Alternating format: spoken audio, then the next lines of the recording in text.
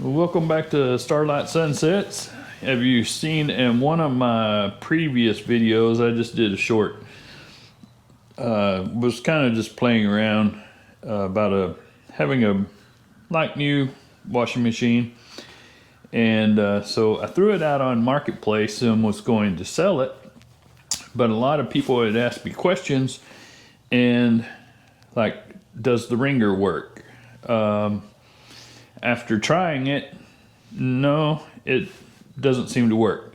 And then there was another person that asked me if the agitator pulled out, because you pull it out so that you can wash around under it after you wash your clothes. And that's stuck on there as well.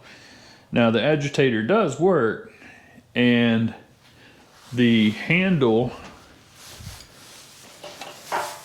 for, it's the extension cord, because I'm going to plug it in here in a second. But the handle does work for you to move it around and lock it into place wherever you might have your drain part. That works. But there's a, right there you can hear it click. Well, that clicked because it locked in place, but right here you can hear it click, which should engage the rollers, but it doesn't. So after talking with, I want to throw a thank you out there to David that was on Marketplace and asking me all these questions, and come to find out that he restores them. And as he kind of jokingly said, he goes, I'm going to make you a Maytag repairman soon. And because he's giving me all kinds of tips and stuff of how to make this work. So I'll show you how some of it works, and then what's supposed to work and how it's supposed to work. Pull the lid off here. That's still in good shape.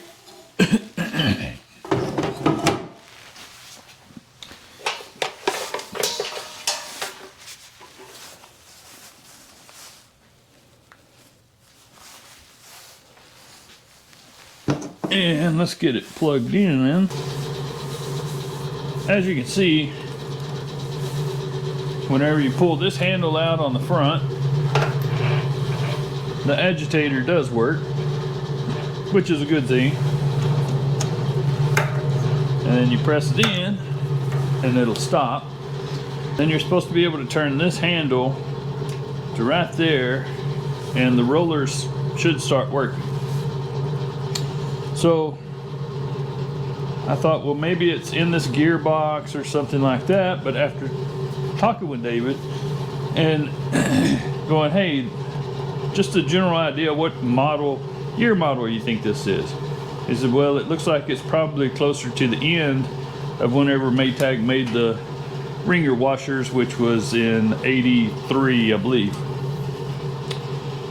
So I have this piece that hangs down beside the electric plug-in, and I asked him what this was. He said, well, that this was actually a safety switch or safety device that they had to install because of government regulations, and you put that on the ground and you would step on it whenever you want the Wringer. You turn the Wringer on, and then you press on, or you step on this, and then that would engage the Wringers.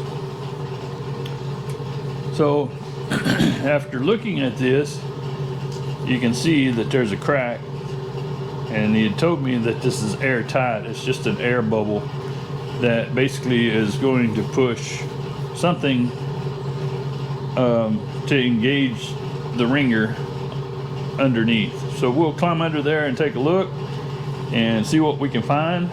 Or I was thinking, of nothing else, we can put some kind of bulb on the end of this and squeeze it to press air and see if it works. Alright, I think I figured out how we can bypass that safety switch, but I need to get a bolt to go in there, which I'll have to run into town to get that. But this agitator won't pull off, so I've read some others. We're going to try this. I don't know if it'll work, but I'm just taking some hot water. And it's just tap water, or I didn't boil it or anything. And then we're going to throw this towel in there just to give it a little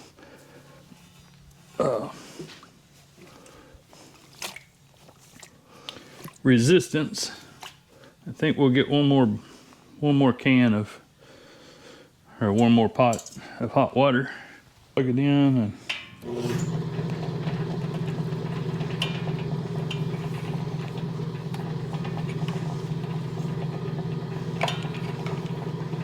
oh, should have the water. Electric over there.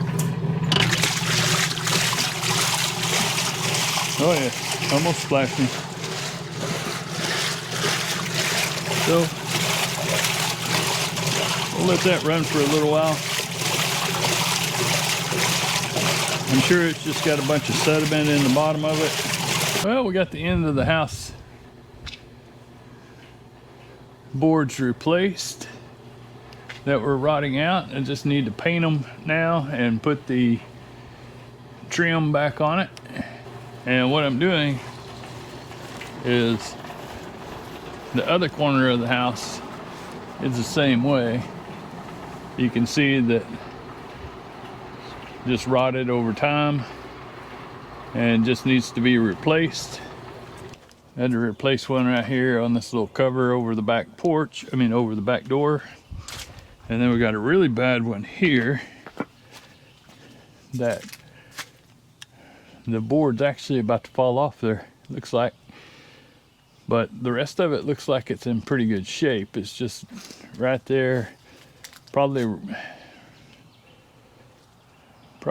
replaced down to about the middle of that window, and then replaced over here to about the middle or the end of that window. I have to pull it all off to see first, just to see how much damage there really is. And then I think we're pretty much finished with the trim. Alright, we got all the metal trim off the bottom of it. This one looks pretty good. Up to, I think I'm gonna cut it about right here. And then cut this board as well. Now I have a 10 foot one of these and 10 foot here. So I think I'm gonna go across 10 feet after pulling that metal stripping off. This other stuff just fell off. So it's gonna be where that board ends, right there. It's gonna be about 5 feet past that where this board's gonna stop. Now whoever put this metal roof on here, they put it over the shingles, and I can't tell if they actually put some cross under it or if they just nailed it directly to the shingles. Well, this side of the house turned into a little more project than what I thought it was going to be. So I had to remove this board right here, which you can see it down there, because this was rotted out here on the end, back this way. But to get to it, I had to remove this board because it goes up under that and is nailed on to this board. And then when it comes out, it's nailed to this, but then the outside is routed that holds it up as well, which I thought was pretty cool. It's coming along pretty good now. You got the board on the bottom holding it up, got the bottom fascia board on.